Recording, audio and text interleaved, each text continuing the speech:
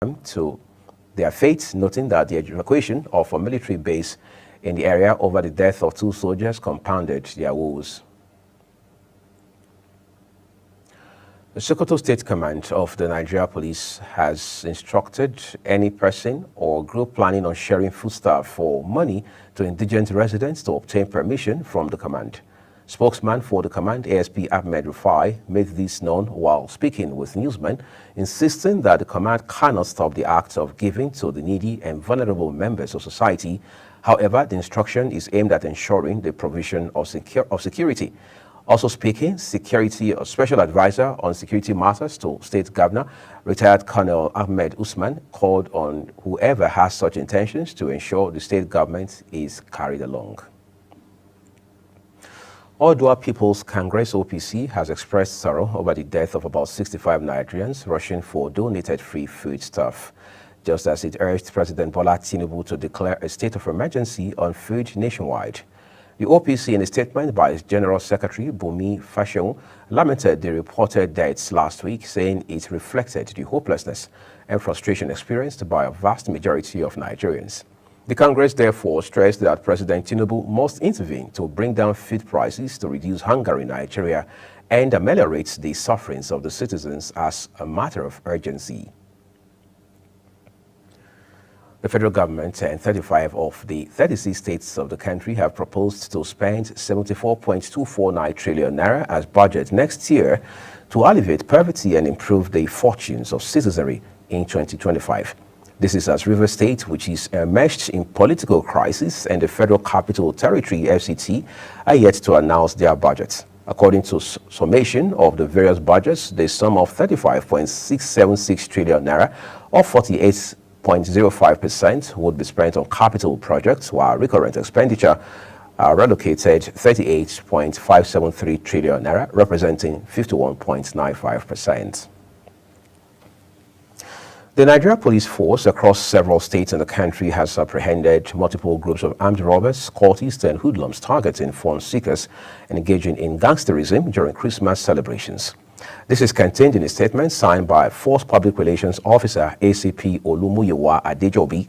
According to the statement, police operatives attached to Lagos State Command received a distress call that a group of hoodlums armed with dangerous weapons operating around the Shafejo area of Amokoko, Lagos State, and upon receiving the call, the command's swift response led to the arrest of 3 of the suspected hoodlums identified as Emmanuel Okoli, Ogunde Tejiri, and Emmanuel Oji. The statement noted further that police operatives attached to the Saminaka Division in Kaduna State successfully apprehended one Sule Muhammad, who is said to be actively involved in multiple kidnapping incidents within the Saminaka area, and further investigation led to the recovery of a fabricated AK-47 rifle from the suspect, who confessed to being a member of a notorious kidnapping gang. The Defense Headquarters has issued a stern warning to communities over harboring terrorists. Chief of Defense Staff General Christopher Musa gave the warning when he visited troops in Gingiya cantonments in Sokoto State. According to him, there was no mistake in the Christmas Day airstrikes targeted at the Lakurawa terrorist group in Sokoto State, where a fighter jet bombed 2 communities in Silame local government area, killing suspected terrorists. However, Sokoto State government said 10 civilians were mistakenly killed in the bombing. General Musa stated that regardless of the controversy surrounding the airstrikes, military would continue with its operations and would not relent in fighting criminal elements, but would avoid civilian casualties. The National Inland Waterways Authority has called on waterways transport users to avoid substandard and poorly maintained boats. The authority also urged the National Assembly to expedite the passage of the Coastal Guards Bill to improve safety and security across the nation's waterways. Speaking at the technical meeting with boat manufacturers in Abuja, the Managing Director, Bola Oyebamiji, made the call following the tragic boat mishap on December 16, 2024, along the River Benue routes in Agatu local government area in Benue State, which claimed several lives. Oyembamiji expressed a deep concern about the increasing frequency of boat accidents, attributing 90% of these incidents to human error. He pointed out that many boat operators lack the necessary training, and some are often under the influence of intoxicants before setting out on their journeys. On judicial matters now, the Center for Social Legal Studies, CSLS, has called on Chief Justice of Nigeria to fast-track the introduction of electronic processes in courts, as the continued manual practice of proceedings is one of the reasons cases are delayed and proceedings go on indefinitely. Professor Yemi Akinsheye George, SAN, made the call during a capacity building workshop themed National Minimum Standards for the Effective Implementation of the Administration of Criminal Justice Act 2015. He said the continued practice of judges writing down court proceedings manually or in longhand is condemnable and barbaric, saying this is one of the reasons cases are delayed and proceedings go on indefinitely. 4 drug kingpins have been arrested in connection with the historic seizure of 2,139.55 kilograms of cocaine at an Ikorodu residential estate in Lagos State 2 years ago, having convicted by a federal high court in Lagos, presided over by Justice Yelem Bogoro, who sentenced them to various jail terms totaling 28 years with hard labor. A statement signed by Director, Media and Advocacy of the National Drug Law Enforcement Agency Headquarters, Femi Babafemi, says operatives of the Special Operations Units of the agency had, in a well-coordinated and intelligence-led operation, on September 18, 2022, raided the house located at 6 Olukola Crescent, Sholebo Estate, Ikorodu in Lagos, where the over 2.1 tons of cocaine were seized, being the largest singular cocaine seizure in the history of cocaine's of Nigeria's anti-narcotic operations. After 2 years of diligent prosecution, the trial judge handed the Jamaican Kelvin Christopher Smith 4 years imprisonment with hard labor. Emmanuel Arinze Chukwu got a total of 16 years. Shoji Jubril Oke got 5 years with hard labor, and Wasiu Akinade 3 years with hard labor. The trial judge, however, gave the convicts varying options of fine, with the exception of one of them who will serve his full jail term without an option of fine. Marking the Holy Year of the Catholic Church, Pope Francis has opened a holy door at a prison in Rome, offering a message of hope and forgiveness to inmates. The opening of a holy door in prison is a symbolic gesture. The Pope is known for advocating for the forgiveness of convicted criminals and their reintegration into society. Arriving in a wheelchair, Francis paused for a moment of silence before rising with the help of a walking stick. During the visits, the Pope left the inmates with a message of hope.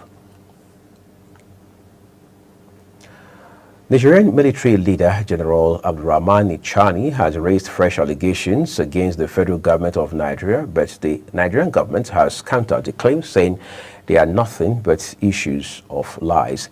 Chani, in an interview, accused President Bola Tinubu of conniving with France to destabilize the Niger Republic, but the Nigeria's Ministry of Information and National Orientation, Minister Mohammed Idris, described the allegations as baseless. The recent development has further strained the delicate relationship between Nigeria and its closest neighbor, Niger, and by extension, the Economic Community of West African States, ECOWAS. Earlier last Friday, the Nigerian authorities had alleged that the Lakurawa terrorist group, with the help of foreign security forces, including Nigeria's, were responsible for the attack on the Niger-Benin oil pipeline on the December 13, 2024 attack in Gaya Dozo region of Niger Republic. The Ministry of Foreign Affairs had debunked the allegation and assured that Nigeria would continue to explore peaceful means to maintain its cordial relationship with Niger for the benefit of the people of both nations. You're watching the live broadcast of Midday News here on Global Television, coming to you from Nigeria's capital, Abuja. When the rest of Midday News returns, South Korean lawmakers impeach acting President Han Duck-soo. Details of these, as well as business and sports, coming right after this break. Please do stay with us.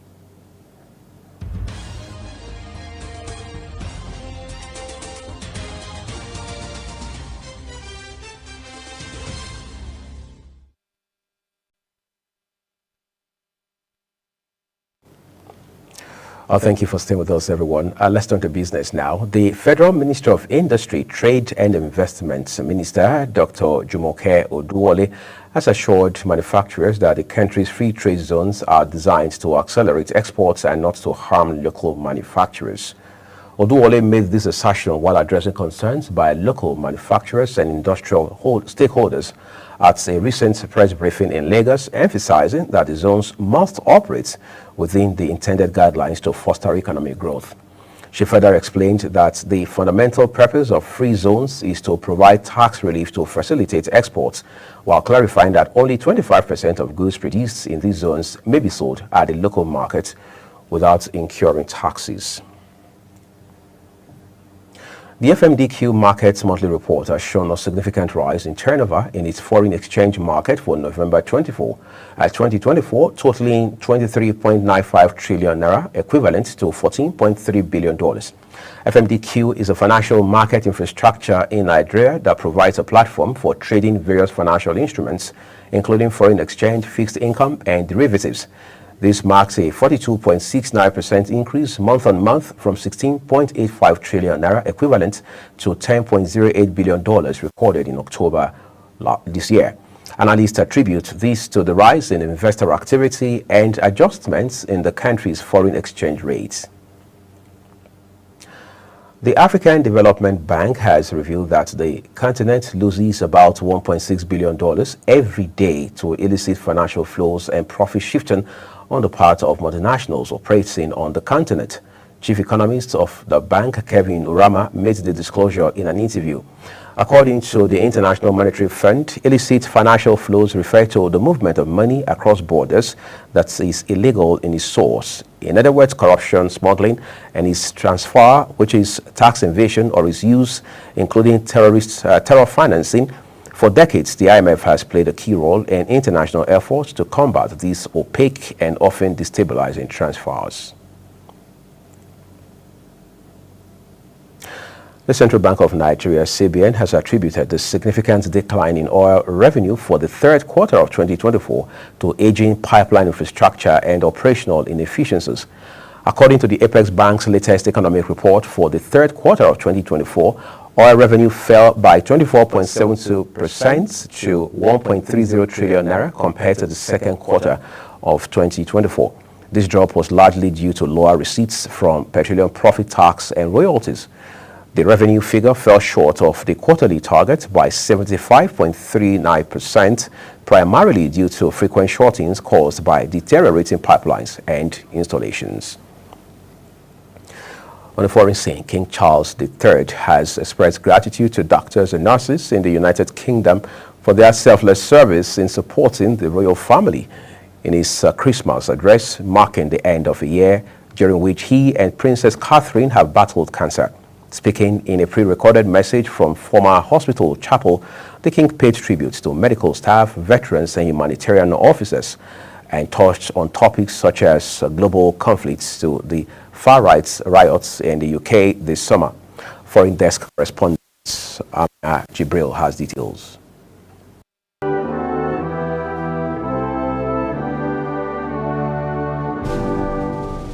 The monarch's traditional Christmas message, the first in nearly 2 decades, made outside a royal residence, was symbolically filmed in the ornate Fitzrovia Chapel in central London, from where he offered what he called special heartfelt thanks to the health workers who have supported him and other members of the royal family through the uncertainties and anxieties of illness.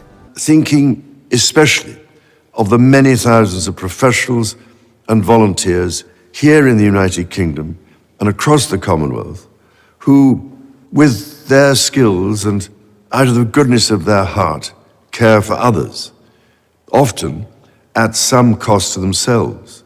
Calling for peace, the king reflected on conflict across the world in a year which also marked the 80th anniversary of the D-Day landings. On this Christmas Day, we cannot help but think of those for whom the devastating effects of conflict in the Middle East, in Central Europe, in Africa, and elsewhere pose a daily threat to so many people's lives and livelihoods. We also think of the humanitarian organizations working tirelessly to bring vital relief. The eco-conscious king notably did not address climate change or environmental concerns this time around in a shift from last year's address. Amina Jibril reporting for Global Television News. Thank you, sir. The former Indian Prime Minister, whose economic reforms made his country a global at the age of 92. Current Prime Minister Narendra Modi posted on social media platform X shortly after it broke out of saying that India distinguished leaders. Singh, who held office from 2004 to 2014, was credited with having overseen an economic boom in Asia's fourth largest economy in his first term, although slowing growth in later years marred his second stint. Syria's new authorities have launched a security crackdown in a coastal region where 14 policemen were killed a day before, vowing to pursue what it calls remnants of the ousted Bashar al-Assad government accused of the attack. State media reports say the violence in Tatwaz province, part of the coastal region that is home to many members of Assad's Alawite sect, has marked the deadliest challenge yet to the Sunni Islamist-led authorities, which swept him from power on December 8. Reports say the security forces launched the Tatwaz operation to control security, stability, and civil peace, as well as to pursue the remnants of Assad's militias in the woods and hills. South Korean lawmakers have impeached acting President Han Duck-soo, finding he actively participated in the insurrection after his predecessor declared martial law earlier this month. National Assembly Speaker Won Won-shik announced that Prime Minister Han Duck-soo's impeachment motion has passed. He said out of the 192 lawmakers who voted, 192 voted to impeach him. Quite a tumultuous time for South Korea at this point. Let's turn to sports in the meantime. Ola Aina's Nottingham Forest has moved up to third spot in the Premier League table after a narrow win over Tottenham. Informed winger Anthony Elanga struck for a third straight game as Forest clinched fourth successive win in the top flight for the first time since 1995. It also earned boss Nuno Espirito Santo a first win over Tottenham, who had ex-Forest defender Jed Spence sent off in injury time since being sacked by them 3 years ago. Nuno lasted just 4 months in North London, and when he was dismissed in November 2021, his stock in England had fallen following a stale end to his 4 years at Wolves. KRC Genk boss Peter Cronin has clearly maintained that Nigerian forward Tolu Arokodare will not be leaving the club during the January transfer window amid reports linking him to several English Premier League clubs. Arokodare is having a good season for the Limburgers after a poor start to a career with the Belgian club. So far this season, the 24-year-old leads the chart for both goals and assists for the club. Arokodare has scored 14 goals and provided 6 assists in 22 matches across all competitions, making him Belgium's leading goal scorer across Europe's major leagues so far this campaign. The striker's performance has not gone unnoticed and has been linked with a move to Fulham and Turkish giants Trabzonspor. The National Sports Commission has unveiled the Renewed Hope Initiative for Nigeria's sports economy, a plan to transform the nation's sports industry through the Reset, Refocus, and Relaunch the RRR initiative, which seeks to reset Nigeria's sports ecosystem from competition-driven to a development-driven and value addition industry. The strategy brief signed by the NSC chairman, Shehu Diko, was designed as a framework to establish sports as a vital driver of Nigeria's socio-economic growth and development. The Diko-led NSC has set an ambitious objective and roadmap to unlocking the potential of the sports economy by revitalizing infrastructure, fostering grassroots development hinged on school sports and professional academy programs, as well as promoting private sector engagement and investment in sports and sustainable, credible participation across all competition. And that's all we have for you on the Global Television's Midday News. Thank you for watching. But a quick reminder that we are on DSTV channel 365 Star Times 276 and free to air on Nigecomsat. We urge you to use our handle at Global TV NG as well as others you now see on your screen. I'm Uyag Mofwegwe saying a big thank you to you for watching. Do have a great day ahead of you.